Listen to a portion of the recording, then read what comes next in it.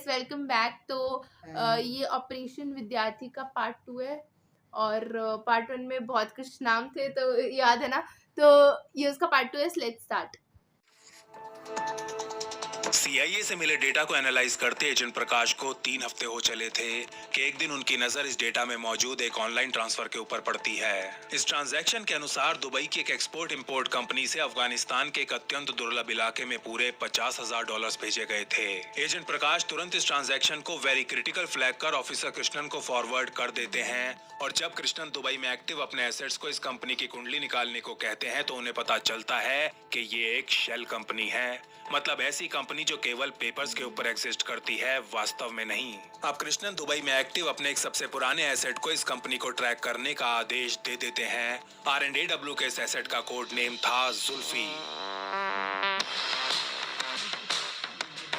जुल्फी एक पाकिस्तानी पश्तून था जो पिछले 12 सालों से दुबई में कबूतरबाजी का काम कर रहा था। मतलब ये इंडिया, पाकिस्तान और बांग्लादेश से लोगों को दुबई लाने का काम करता था, लेकिन गैर कानूनी तरीके से। जुल्फी जल्द ही उस कंपनी से जुड़े सभी लोगों का पता लगा लेता है। गुलफाक ट्रेडिंग नामक इस कंपनी को पाकिस्तानी मूल के 4 लोग चला रहे थे और ये कंपनी इन्हीं में से एक समी बुखारी नामक एक व्यक्ति के नाम पर रजिस्टर्ड थी। बुखारी पहले अलकायदा और अब आईएस के लिए साउथ एशिया के देशों में पैसे पहुंचाने का काम कर रहा था। इसके अलावा वो दुबई में पाकिस्तानी और भारतीय मूल के मुसलमानों के लिए एक मदरसा भी चलाया करता था और धर्म परिवर्तन से जुड़े कामों में भी काफी ज्यादा सक्रिय था। केवल कुछ ही दिनों की सर्वेलेंस में जुल्फी को पता चलता है कि बुखारी नामक इस पाकिस्तानी को प्रोस्टेट कैंसर है और ये बात 2-4 लोगों के अलावा कोई नहीं जानता। असल में बुखारी को लग रहा था कि यदि दुनिया को ये बात पता चली कि उसके पिछवाड़े में कैंसर है तो उसका समाज में काफी मजाक बनेगा और वो अल्लाह के नेक काम को आगे नहीं बढ़ा पाएगा।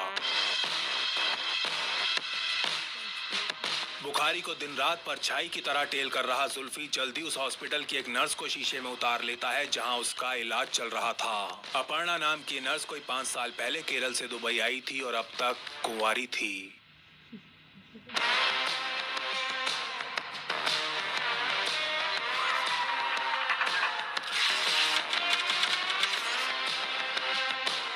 इधर जुल्फी पूरे जी जान से अपर्णा के साथ अपने रिश्ते को आगे बढ़ाने में लगा हुआ था कि उधर दिल्ली में एक दिन ऑफिसर कृष्णन को इंटेलिजेंस ब्यूरो से एक इनपुट मिलता है।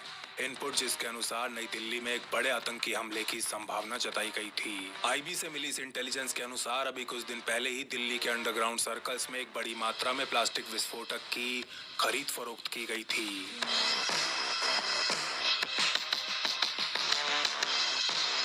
दुर्भाग्यवश आईबी के पास केवल इतनी ही जानकारी थी। ये इनपुट मिलते ही ऑफिसर कृष्णन के ऊपर दबाव कई गुना बढ़ जाता है। वो जानते थे कि अगर ये इंटेलिजेंस सही है तो इस बात की पूरी संभावना है कि अफगानिस्तान के उस आतंकी छात्र के हाथों में विस्फोटक पहुंच चुका था। विस्फोटक जिसका इस्तेमाल कर वो देश की राजधानी में कहर बरपा सकता था। वहाँ दुबई में अपर्णा अब हफ्ते में कभी 3 तो कभी 4 दिन जुल्फी के साथ ही गुजार रही थी। जुल्फी को भी लगने लगा था कि अब अपर्णा उस पर पूरी तरह विश्वास करने लगी है और इसीलिए एक दिन मौका देख वो उससे कहता है, अपर्णा मैं तुम्हें कुछ बताना चाहता हूँ लेकिन समझ नहीं आ रहा कि कैसे बताऊँ। ज्यादातर हंसी मजाक करने वाले जुल्फी को आज इतना ज्यादा गंभीर देख अपर्णा कई बार पूछती है तो जुल्फी आगे कहता है, एक्चुअली मेरी जान खतरे में है और सिर्फ तुम ही मुझे बचा सकती हो अपर्णा। जुल्फी की ये बात सुनिए मलयाली नर्स बहुत बुरी तरह घबरा जाती है तो उसे शांत करते हुए जुल्फी समझाता है, देखो अपर्णा प्लीज डरो मत, आई प्रॉमिस कि तुम्हें कुछ नहीं होगा, बस मेरी ये बात ध्यान से सुनो। अपर्णा और जुल्फी के बीच हुई इस तनावपूर्ण बातचीत के 8 दिन बाद समी बुखारी को अपने चेकअप के लिए हॉस्पिटल आना था और इससे 3 दिन पहले अपर्णा अपनी ड्यूटी उसी डॉक्टर के साथ लगवा लेती है जो बुखारी का इलाज कर रहा था। सुबह के लगभग 11 बजे पठानी सूट के ऊपर एक कोट पहने बुखारी अपने एक बॉडीगार्ड के साथ हॉस्पिटल आता है और डॉक्टर के ऑफिस में जाकर बैठ जाता है जहां अपर्णा पहले से ही मौजूद थी। प्लीज आप ये जैकेट उतार के लेट जाइए, आपका बीपी वगैरह चेक करना है। बुखारी से कहने के बाद अपर्णा बेड के पास लगा पर्दा खींचती है और फिर बॉडीगार्ड की तरफ देखते हुए कहती है, आप कौन, इनके रिलेटिव हैं? नहीं सिस्टर, मैं तो इनका ड्राइवर हूँ। तो फिर अंदर क्या कर रहे हैं? चलिए बाहर वेट कीजिए, चाहिए बाहर। अपर्णा से डांट खा वो बॉडीगार्ड चुपचाप बाहर चला जाता है और बेड पर लेटने के लिए बुखारी अपने जूते और कोट उतारने लगता है। थोड़ी देर बाद डॉक्टर भी कमरे में आ जाता है और बुखारी के पिछवाड़े में अपनी उंगली डाल उसका चेकअप करना शुरू कर देता है। बुखारी दर्द के मारे जोर जोर से कराहने लगता है और इसी दौरान अपर्णा बुखारी के कोट से उसका मोबाइल फोन निकाल लेती है। चेकअप पूरा होने के बाद बुखारी और डॉक्टर के बीच काफी देर बातचीत होती है और दोपहर का 1 बजते बजते वो वापस अपना कोट पहन हॉस्पिटल से निकल जाता है। बुखारी के जाते ही अपर्णा भी लंच के बहाने हॉस्पिटल से बाहर निकलती है और जुल्फी के साथ एक गाड़ी में बैठ वहां से गायब हो जाती है।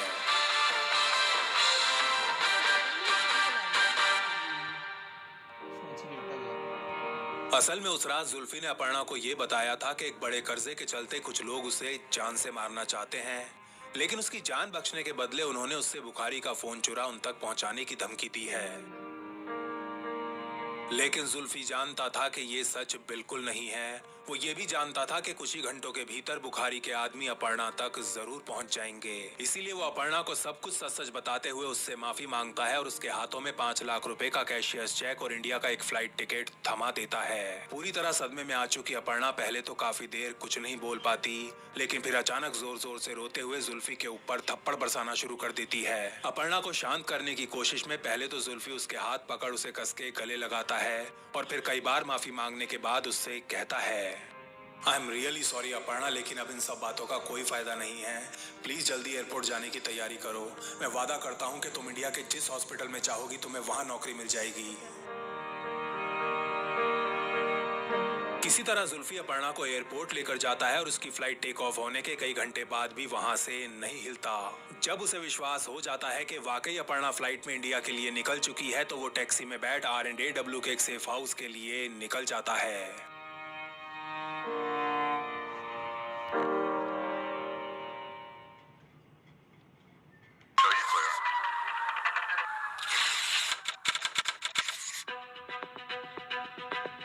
अगले ही दिन इस फोन को हाई प्रायोरिटी डिप्लोमेटिक मेल द्वारा नई दिल्ली भिजवा दिया जाता है, जहां R&AW की इलेक्ट्रॉनिक्स एंड टेक्निकल सर्विसेज यानी कि ETS के एनालिस्ट इसे क्रैक करने में लग जाते हैं। कुछ ही घंटों के भीतर बुखारी के फोन को क्रैक कर लिया जाता है और इसके अंदर मिला डेटा R&AW के लिए इंटेलिजेंस नहीं बल्कि सोने की खान साबित होता है। इस फोन पर होने वाली चैट और मैसेजेस से पता चलता है कि IS का वो आतंकी जो NCR के इंजीनियरिंग कॉलेज में पढ़ रहा है, असल में कांधार से 150 किलोमीटर दूर तख्तकाले नामक एक छोटे से गांव का रहने वाला है। केवल 11 साल की आयु में वो अलकायदा में भर्ती हो गया था और अभी 2 साल पहले ही IS में शामिल हुआ था। बुखारी के फोन से R&AW को इस लड़के का नाम तो नहीं मिलता, लेकिन कई सारे मोबाइल नंबर जरूर मिलते हैं जो इस समय अफगानिस्तान, पाकिस्तान और भारत में एक्टिव थे। अब एजेंट त्रिखा और SI राणा अपनी फाइल्स में ऐसे अफगान स्टूडेंट्स को ढूंढने में लग जाते हैं जिनके पेपर्स में तख्त काले का एड्रेस दिया गया हो, लेकिन उनको ऐसा कोई नाम नहीं मिलता और इसके ऊपर R&AW एजेंट्स को कोई आश्चर्य भी नहीं होता। वो जानते थे कि IS ने अपने इस आतंकी छात्र के लिए एक नई कवर आइडेंटिटी बनाई होगी। उसका नाम, उसके माँ बाप का नाम, उसका एड्रेस और पासपोर्ट कुछ भी असली नहीं होगा। कोई दूसरा रास्ता ना देख ऑफिसर कृष्णन ETS को बुखारी के फोन से मिले सभी नंबर्स को इंटरसेप्ट करने का ऑर्डर दे देते हैं।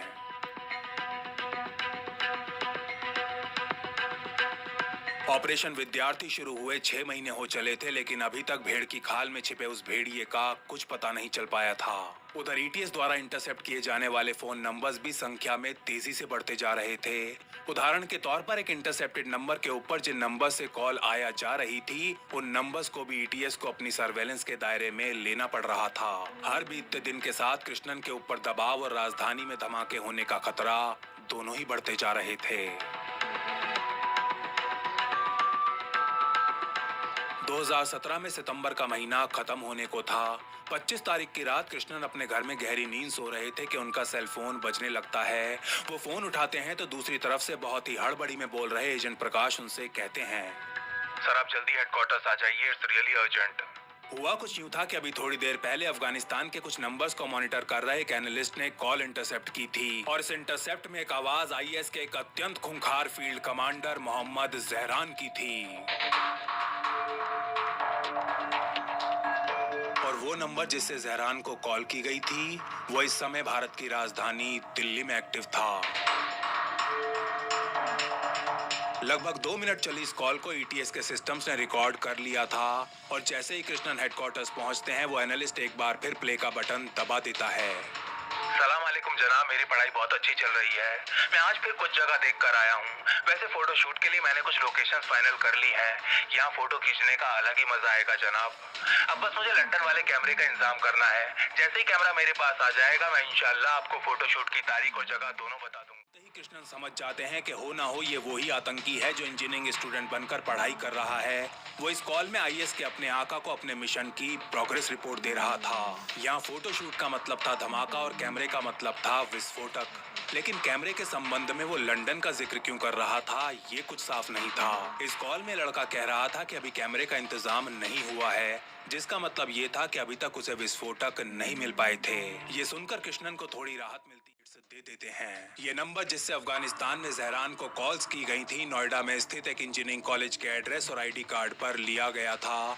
आईडी कार्ड जिसके ऊपर ये नाम लिखा हुआ था, उज़ैर अब्दुल कफारी।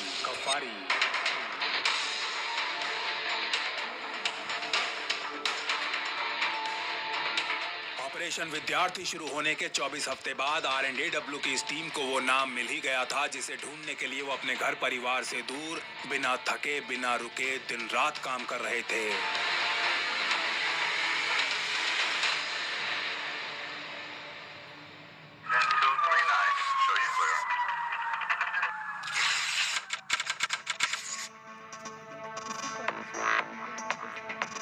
अगले ही दिन आरएनडीडब्ल्यू के पास उज़ैर के बैंक अकाउंट की डिटेल्स भी आ जाती हैं जिसे नोएडा की एक ब्रांच में खोला गया था। एसआई राणा एक वारंट इशू करवा इस अकाउंट की आज तक की सारी स्टेटमेंट्स इस बैंक से निकलवा लेते हैं और इनके ऊपर एक नजर डालते ही साफ हो जाता है कि उज़ैर को दुबई के रास्ते पाकिस्तान और अफगानिस्तान से लगातार पैसे भेजे जा रहे हैं। अब आगे का प्लान बनाने के लिए कृष्णन अपनी टीम के साथ ब्रेनस्टॉर्मिंग करने में लग जाते हैं। एजेंट प्रकाश का ये मानना था कि आगे बढ़ने से पहले उन्हें कॉलेज मैनेजमेंट को विश्वास में जरूर ले लेना चाहिए, लेकिन इसका कड़ा विरोध करते हुए एजेंट त्रिखा कहते हैं कि ऐसा करना पूरे ऑपरेशन को खटाई में डाल सकता है। उन्हें लग रहा था कि मैनेजमेंट से बात लीक हो सकती है और यदि ऐसा हुआ तो उज़ैर गायब हो जाएगा और अगर इसके बाद पकड़ा भी गया तो बिना पुख्ता सबूत उसको ज्यादा दिन जेल में रखना बहुत मुश्किल होगा। वो जानते थे कि आईएसआई की फंडिंग से चल रहे कुछ भारतीय एनजीओ से बेल दिलाने का प्रयास अवश्य करेंगे, इसीलिए वो इतना मजबूत केस बनाना चाहते थे कि कोई कोर्ट चाहकर भी उसे बेल ना दे पाए। काफी देर विचार विमर्श करने के बाद आरएनडीडब्ल्यू इस नतीजे पर पहुंचती है कि उज़ैर को ट्रैप करना होगा। आरएनडीडब्ल्यू के लगभग सभी एजेंट्स की फाइल खंगालने के बाद भी टीम को कोई ऐसा चेहरा नहीं मिल पाता जो एक बीटेक स्टूडेंट के रोल में फिट बैठ सके। इस मुद्दे पर एक और मीटिंग करने के बाद कृष्णन ये निर्णय लेते हैं कि इस मिशन के लिए उन्हें आरएनडीडब्ल्यू के अंदर नहीं बल्कि बाहर देखना होगा।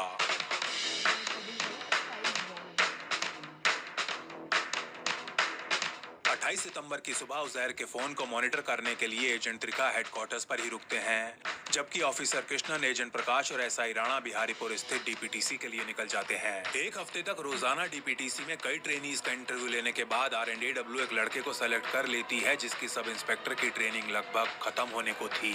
22 वर्षीय इस लड़के का जन्म मेरठ के पास एक गाँव में हुआ था, लेकिन बहुत छोटी आयु में ही ये दिल्ली आ गया था और इसकी सारी पढ़ाई यहीं हुई थी।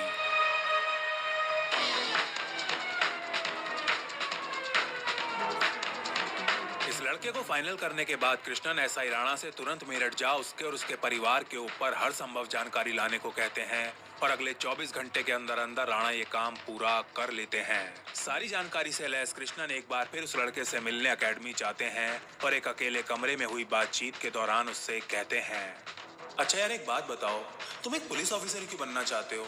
और भी तो बहुत काम है इस दुनिया में करने को मेरे भाई। इस समय तक इस लड़के को कोई अंदाजा नहीं था कि कृष्णन कौन है और आखिर क्यों बार बार उससे मिलने यहाँ आ धमकते हैं। सर जी, वो मेरे पिताजी का सपना था कि मैं एक आईपीएस ऑफिसर बनूं, लेकिन क्या है ना कि इतनी पढ़ाई करना मेरे बस की बात नहीं है, इसलिए मैंने बीएससी में एडमिशन लिया और एसआई की तैयारी करनी शुरू कर दी। अपनी मासूम सी आवाज में ट्रेनी एसआई ये कहता है तो कृष्णन उसकी टांग खींचना शुरू कर देते हैं। अच्छा तो ये बात है, सिर्फ पिताजी के लिए पुलिस में आना है, तुम्हारा मन कहीं और है बेटा? कृष्णन से ये सुन ये लड़का बहुत ज्यादा नर्वस हो जाता है। नहीं सर, ऐसी बात नहीं है, मेरा भी मन बहुत है, वो पिताजी का सपना जरूर है, लेकिन मैं घबराओ नहीं बेटा, मैं तो ऐसे बस मजाक कर रहा हूँ। ये लो तुम पानी पियो। ये कहते हुए कृष्णन मेज पर रखा पानी का ग्लास इस लड़के की तरफ खिसका देते हैं और जब ये थोड़ा नॉर्मल हो जाता है तो वो उसे इस मीटिंग का असली कारण बताना शुरू कर देते हैं।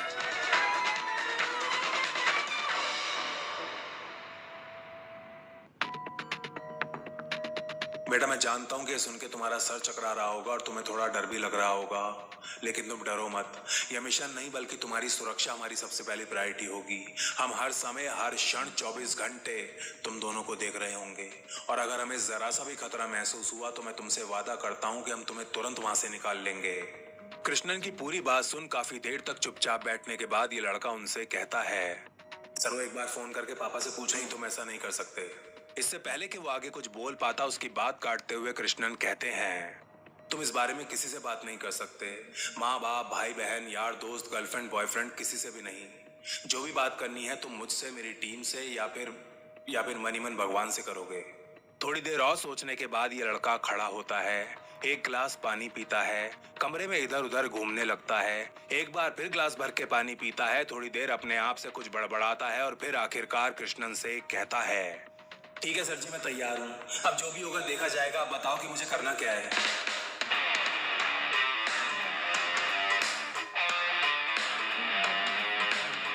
अगले दिन इस लड़के को एक होटल में शिफ्ट कर दिया जाता है जहां उसे पूरा मिशन डिटेल में समझाया जाता है और उसे उसकी नई आइडेंटिटी और एक नया नाम भी दिया जाता है जो था जावेद खान।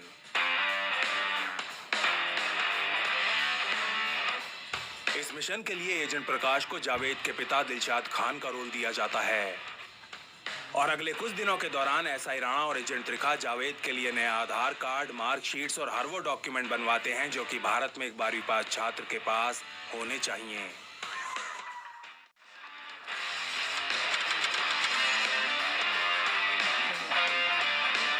बाप बेटे की भूमिका निभा रहे जावेद और एजेंट प्रकाश अक्टूबर के पहले हफ्ते में उस कॉलेज एडमिशन लेने के लिए पहुंच जाते हैं, लेकिन लाख कोशिश के बावजूद भी कॉलेज वाले इस समय एक नया एडमिशन देने से साफ मना कर देते हैं।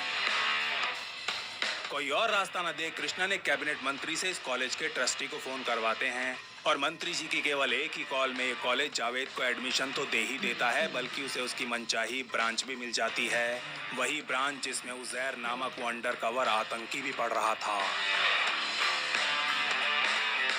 2 दिन बाद जावेद नोएडा स्थित इस कॉलेज के हॉस्टल में शिफ्ट हो जाता है जहां उसका कमरा उजैर के कमरे से ज्यादा दूर नहीं था।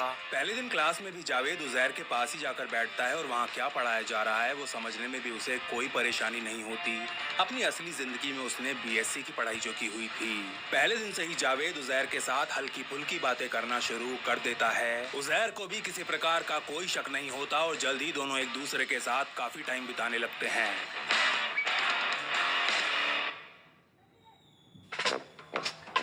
अक्टूबर में ही एक दिन रात को जावेद उजैर के रूम में बैठा हुआ था जहां वो अकेला रहा करता था। यार उजैर, एक बात बताऊं, मेरा इस हॉस्टल में बहुत दम घुटता है। मन करता है कि बाहर कहीं कमरा ले लूं और वहीं रहने लगूं। जावेद से ये सुन उजैर थोड़ा सा चौंक जाता है। क्यों, क्या हुआ? घर की याद आ रही है क्या? मन नहीं लग रहा तुम्हारा यहाँ? मन नहीं लग रहा? ये तुम पूछ रहे हो कि मेरा मन नहीं लग रहा? मेरे भाई, मैं नहीं जानता कि तुम कैसे अपना मन मार के यहाँ रह रहे हो। अभी देखना, साले हॉस्टल में दशहरा दिवाली धूमधाम से मनाएंगे, लेकिन ईद पे सबको सांप सूंघ जाएगा। मेरा बस चले ना तो इन सब काफिरों को एक झटके में खत्म कर दूं। जावेद से सुन उजैर अपने बिस्तर से उछल पड़ता है और उसकी तरफ धीरे बोलने का इशारा करते हुए कहता है, जावेद यार, सच बताऊं तो मैं तो कब से बाहर शिफ्ट होना चाहता हूँ, लेकिन यहाँ एक अफगान को कोई कमरा किराए पर नहीं देता। अरे भाई उजैर, तो फिर मैं किस मर्ज की दवा हूँ? मैं तुम्हें रूम दिलवाऊंगा ना। मैंने तो घर पे बात भी कर लिया, उनको भी कोई प्रॉब्लम नहीं है। जावेद की ये बात खत्म होते ही उजैर की बाँछें खिल जाती हैं। तो फिर ठीक है मेरे भाई, लाजपत नगर, हम लाजपत नगर में कमरा लेंगे। यार लाजपत नगर? लाजपत नगर थोड़ा दूर नहीं पड़ेगा? अरे ये नोएडा में कमरा लेते हैं ना। अरे दूर है तो क्या हुआ, बाइक है ना मेरे पास जावेद। रहने का असली मजा तो साउथ दिल्ली में ही है। ये नोएडा तो साला जंगल है, जंगल।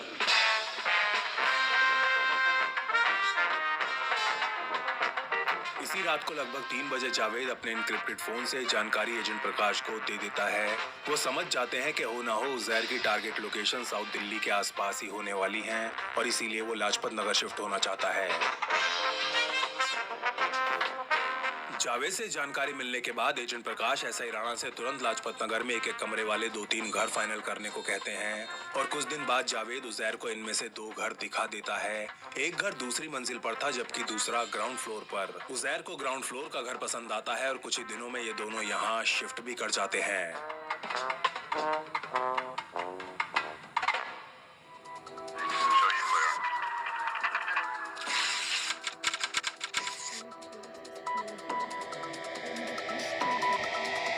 उजैर और जावेद को लाजपत नगर शिफ्ट हुए 1 महीना हो चुका था। इधर एजेंट त्रिखा और एसआई राणा ने दिन रात जावेद के ऊपर नजर बनाई हुई थी और उधर हेडक्वार्टर्स में एजेंट प्रकाश ईटीएस के कुछ एनालिस्ट के साथ उजैर के मोबाइल पर आने वाली हर कॉल को इंटरसेप्ट कर रहे थे। ऐसी एक कॉल से एक दिन आरएनडीडब्ल्यू को पता चलता है कि उजैर अपने धमाकों के लिए दिल्ली में 3 लोकेशंस को फाइनल कर चुका है, जो थी नई Delhi airport, Ansal plaza mall और साउथ एक्सटेंशन का मार्केट।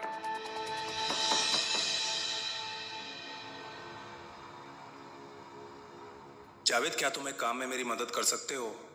एक दिन अत्यंत गंभीर आवाज में उजैर ये पूछता है तो जावेद उत्तर देता है, हाँ बोलना भाई, तेरे लिए तो जान भी हाजिर है। ये सुन थोड़ी देर कुछ सोचने के बाद उजैर आगे कहता है, असल में मैं काफी टाइम से कुछ सामान खरीदने की कोशिश कर रहा हूँ, लेकिन जिस टाइप का सामान मुझे चाहिए वो मुझे कहीं नहीं मिल रहा।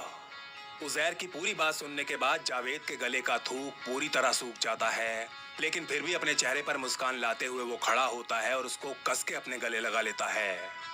तुम अल्लाह के सच्चे सिपाही हो मेरे भाई, मुझे कुछ टाइम दो। मुजफ्फरनगर में मेरे मामू के कुछ कॉन्टैक्ट्स हैं, मैं उनसे बात करता हूँ। आधे घंटे बाद जावेद कुछ सामान लाने के बहाने बाहर निकलता है और थोड़ी दूर पहुंचने के बाद आगे पीछे दाएं बाएं देखते हुए बहुत ही सावधानी के साथ एजेंट प्रकाश को कॉल करता है। सर, वो सामान का इंतजाम करने को कह रहा है, सामान का। ये सुनते ही एजेंट प्रकाश अपनी कुर्सी से उछल पड़ते हैं। Very good Javed, very good. कौन सा सामान, उसने कुछ बताया? हाँ सर, बताया। वो कह रहा है कि उसे कोई टीएटीपी नाम का सामान चाहिए।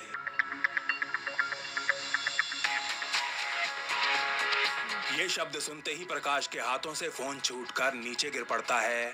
टीएटीपी मतलब एसीटोन पेरोक्साइड, एक अत्यंत सेंसिटिव और ज्वलनशील केमिकल जिसे कुछ साल पहले तक डिटेक्ट करना भी संभव नहीं था।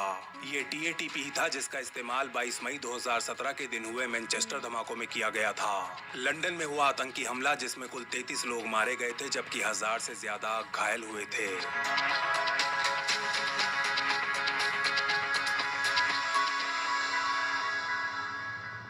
अब जाकर एजेंट प्रकाश को समझ में आता है कि उस दिन जहरान के साथ हुई अपनी कॉल में उजैर लंदन वाला कैमरा क्यों बोल रहा था। उजैर के कहे अनुसार अब आरएनडीडब्ल्यू को टीएटीपी का इंतजाम करना था, लेकिन ये बहुत ज्यादा रिस्की साबित हो सकता था। उजैर को विस्फोटक डेटोनेटर के साथ चाहिए था, यानी कि रेडी टू यूज कंडीशन में। आरएनडीडब्ल्यू को ये चिंता सता रही थी कि विस्फोटक उस तक पहुंचा तो दिया जाएगा, लेकिन बाद में उसे इसके साथ पकड़ा कैसे जाएगा। डेटोनेटर तो छोड़ो, जरा सी हीट या करंट भी टीएटीपी को अत्यंत विनाशकारी बना सकता था।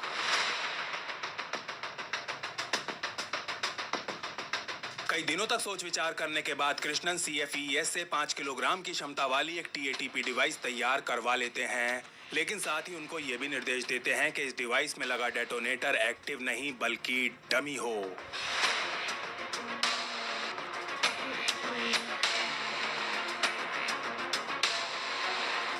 दो दिसंबर की शाम उजैर घर पर बैठा इंटरनेट के ऊपर कुछ कर रहा था कि तभी अपने चेहरे पर एक चमक लिए जावेद अंदर प्रवेश करता है।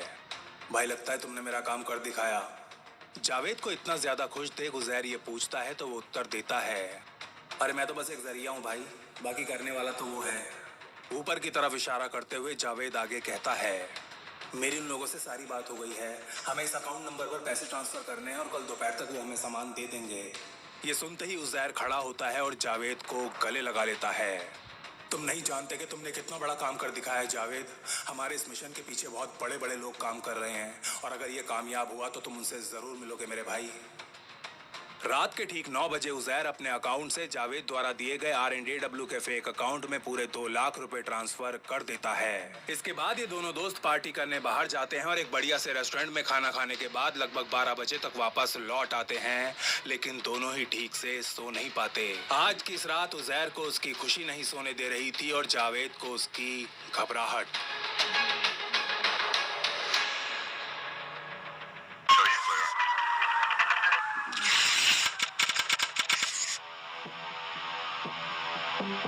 उठो जावेद, उठ जाओ यार, 8 बज गए हैं, लेट हो जाओगे। अगली सुबह ये कहते हुए उजैर जावेद को उठाता है तो वो कुछ ऐसे घबरा जाता है जैसे उसने कोई बहुत बुरा सपना देखा हो। नहाने के बाद जावेद अभी तैयार ही हो रहा होता है कि उजैर उससे कहता है, जावेद यार तुम मेरी बात क्यों नहीं मान रहे हो? सेफ्टी के लिए मुझे भी ले चलो। कल रात से उजैर कई बार ये कह चुका था और हर बार जावेद उसे एक ही उत्तर दे रहा था। उजैर यार मैं तुम्हें कैसे समझाऊं कि उन लोगों ने मुझे बिल्कुल अकेले आने को कहा है। अगर उन्हें जरा सा भी शक हुआ ना तो वहां से 9-2-11 हो जाएंगे। वैसे भी डील मेरे मामू ने करवाई है यार, इसलिए टेंशन की तो कोई बात ही नहीं है। अब तुम चिल करो और अपनी फेवरेट मियां खलीफा के वीडियोस देखो। मैं कुछ ही घंटों में लौट आऊंगा और इंशाल्लाह खाली हाथ नहीं आऊंगा। ये कहने के बाद जावेद घर से निकल जाता है। बस स्टैंड पर जाकर एक ऑटो करता है, लेकिन थोड़ी दूर जाकर उतर जाता है और फिर वहां से एक दूसरा ऑटो कर आईटी दिल्ली के लिए निकल जाता है, जहां एक होटल में एजेंट प्रकाश, एजेंट त्रिखा और एसआई राणा पैकेज के साथ उसका इंतजार कर रहे थे।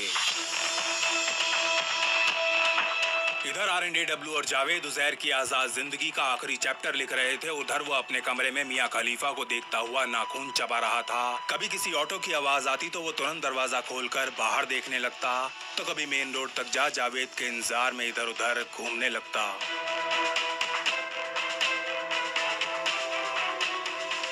इधर जावेद को पूरा प्लान समझाने के बाद एजेंट त्रिखा उससे पूछते हैं, जावेद सब कुछ समझ में आ गया है ना? कोई डाउट तो नहीं है? हाँ सर। कुछ खोया खोया सा जावेद ये कहता है तो त्रिखा आगे बोलते हैं, क्या हाँ? समझ में आ गया वाला हाँ या डाउट वाला हाँ? नहीं सर कोई डाउट नहीं है, सब समझ में आ गया, मैं कह रहा हूँ ना। और तुम श्योर हो ना कि उसके पास कोई वेपन नहीं है? गन, पिस्टल, कट्टा वगैरह कुछ भी नहीं? हाँ सर। उसके हाथ में बैग देते तुम्हें क्या करना है ये याद है ना? हाँ सर याद है। और हाँ सबसे जरूरी बात, अगर जरा सी भी गड़बड़ लगे, कुछ भी अजीब सा लगे तो क्या करना है वो भी याद है ना? हाँ याद है सर, सब याद है। आप बस भगवान के लिए थोड़ी देर चुप हो जाओ।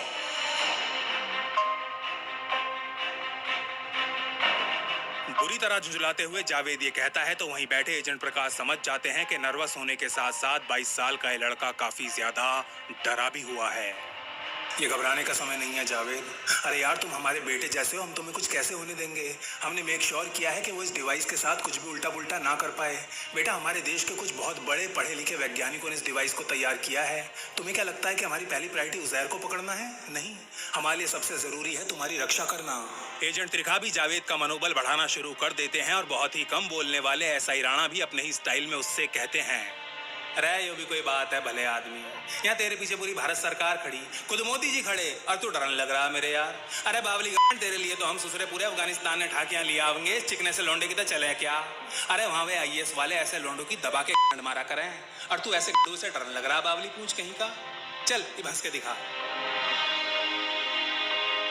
एसआई राणा का ये मोनोलॉग खत्म होते ही इस कमरे में मौजूद इन एजेंट्स की हंसी फूट पड़ती है और अगले कई मिनट तक ये तीनों खूब दिल खोल कर हंसते हैं। थैंक यू राणा सर, कई महीनों बाद ऐसे खुल के हंसा हूँ और सच में हंसा हूँ आज। अपने आंसू पहुंचते हुए जावेद ये कहता है और फिर थोड़ी देर बाद ये चारों होटल की पार्किंग के लिए निकल जाते हैं। और जैसे ही इनकी गाड़ी पार्किंग से बाहर निकलती है, एक के पीछे एक 5 अनमार्क्ड गाड़ियां भी इस पार्किंग से निकलना शुरू हो जाती हैं।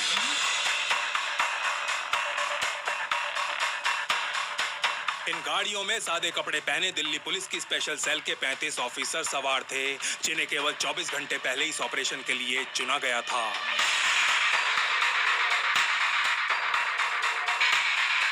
आखिर वो क्षण आ गया था, वो क्षण जब घंटों इंतजार करने के बाद झाड़ियों में बिल्कुल चुपचाप बैठा शेर अपने शिकार के ऊपर छलांग मारता है। इससे पहले के शिकार को समझ पाए, उसकी गर्दन शेर के मुंह में और खोपड़ी पंजों में दबी होती है।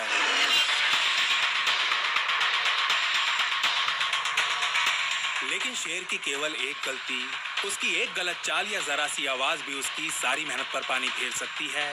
खास तौर पर तब जब उसका शिकार भेड़ नहीं बल्कि भेड़ की खाल में छिपा एक भेड़िया हो।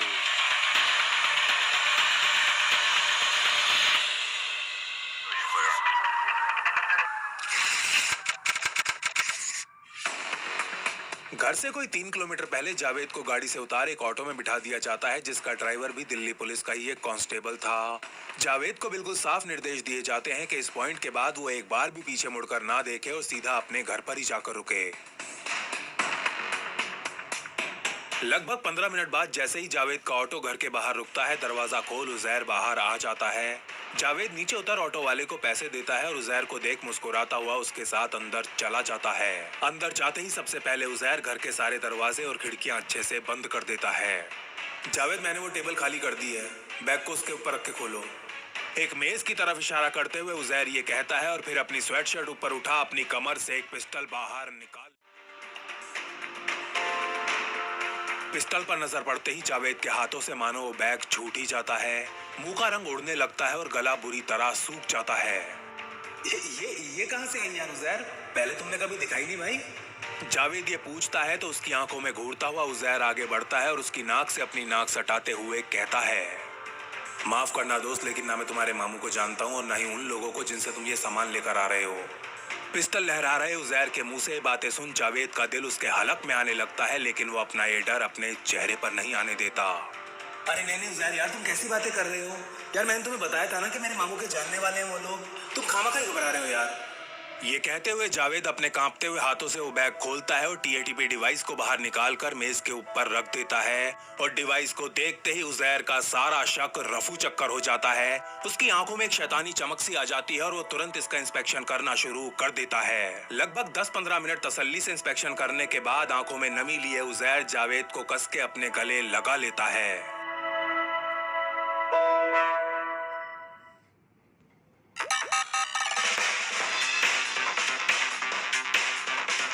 जब जावेद को उजैर कुछ नॉर्मल सा लगने लगता है तो थोड़ी हिम्मत कर वो कहता है, यार सुबह से कुछ नहीं खाया, बहुत तेज भूख लग रही है, मैं कुछ मैगी वैगी ले आता हूँ। ये सुनते ही डिवाइस को अपनी गोदी में लिए बैठा उजैर कहता है, नहीं अभी कोई बाहर नहीं जाएगा, थोड़ी देर और वेट करो।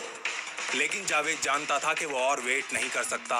प्लान के अनुसार उसे अब तक घर के बाहर होना चाहिए था। बहुत हो गया यार उजैर, अब बस करो, मुझे भूख लग रही है और मैं बाहर जा रहा हूँ। तुम्हें मुझ पर यकीन नहीं है तो एक काम करो, मुझे गोली मार दो। जब तुम यहाँ बैठे मियाँ खलीफा को देख के अपना हिला रहे थे ना, मैं अपनी जान पे खेल के तुम्हारे लिए सामान ले रहा था, लेकिन फिर भी मैं जब से वापस आया हूँ तुम सिर्फ चुप्पा दिखा रहे हो। आज पहली बार जावेद को इतना गुस्से में देख उजैर का मुंह एक छोटे बच्चे की तरह उतर जाता है और इससे पहले कि वो कुछ बोल पाता, जोर से दरवाजा खोलते हुए जावेद घर के बाहर चला जाता है। उसके जाते ही उजैर तुरंत दरवाजा बंद करता है और फिर अपने मोबाइल से उस टीएटीपी डिवाइस की फोटोज लेने में लग जाता है। फोटोज जिन्हें वो अफगानिस्तान में बैठे अपने बॉसेस को भेजने के लिए मरा जा रहा था।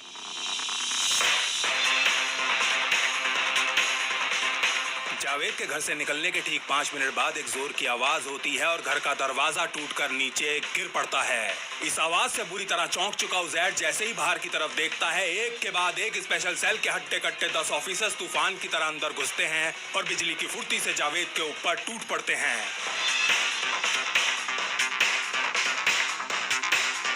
असल में बाहर जाने से पहले ही जावेद ने एजेंट प्रकाश को मैसेज करके बता दिया था कि उजैर के पास 8 राउंड्स वाली एक हैंडगन भी है। इसीलिए सबसे पहले एक ऑफिसर उजैर को उठाकर जोर से जमीन पर पटकता है। ये देखते ही कुछ और ऑफिसर्स उसके ऊपर टूट पड़ते हैं और बाकी उस गन और डिवाइस को अपने कब्जे में ले लेते हैं।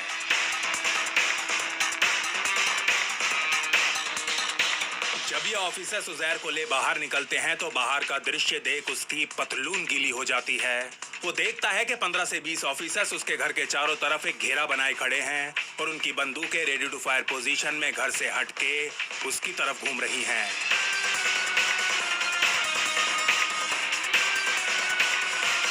लाजपत नगर से उजैर को सीधा एक क्लासिफाइड लोकेशन पर ले जाया जाता है, जहां आरएनडब्ल्यू उसके साथ पूछताछ की मैराथन शुरू कर देती है। एजेंट सिग्नोर से मिली सहायता के बदले सीआईए को भी उजैर से पूछताछ करने की अनुमति दे दी जाती है और उससे मिली इंटेलिजेंस के आधार पर अगले कुछ महीनों के दौरान यूएस आर्मी अफगानिस्तान में तालिबान और आईएस के कई हाई वैल्यू टारगेट्स को न्यूट्रलाइज करती है।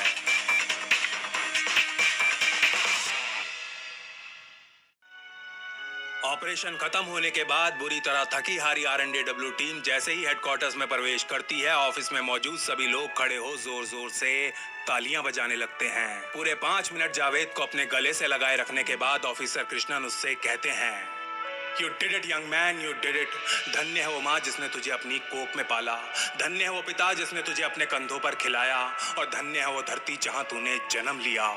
जब तक तुझ जैसे जवान इस धरती पर पैदा होते रहेंगे, एक क्या 100 जहर भेजकर भी दुश्मन इस देश का कुछ नहीं बिगाड़ सकता।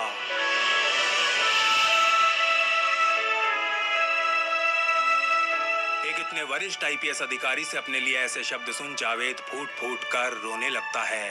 वो बहुत ज्यादा खुश था लेकिन साथ ही थोड़ा सा उदास भी। उदास इसलिए क्योंकि वो चाहकर भी अपने माता पिता और गांव वालों को अपनी इस वीरता के बारे में कुछ नहीं बता सकता था।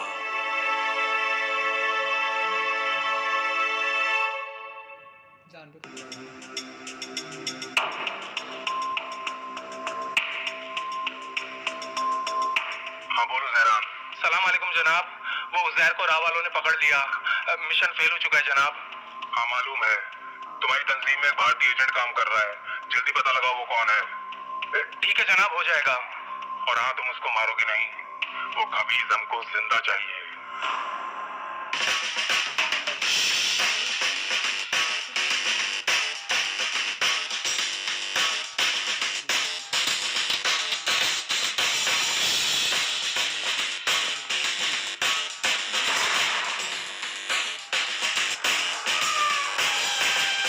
इतनी थी गाइस, इसमें दिखा नहीं कौन थे, कौन कौन था लास्ट ये में बात वो, है, लास्ट में कौन था वो नहीं दिखाया। एजेंट सूरी थे ना पक्का।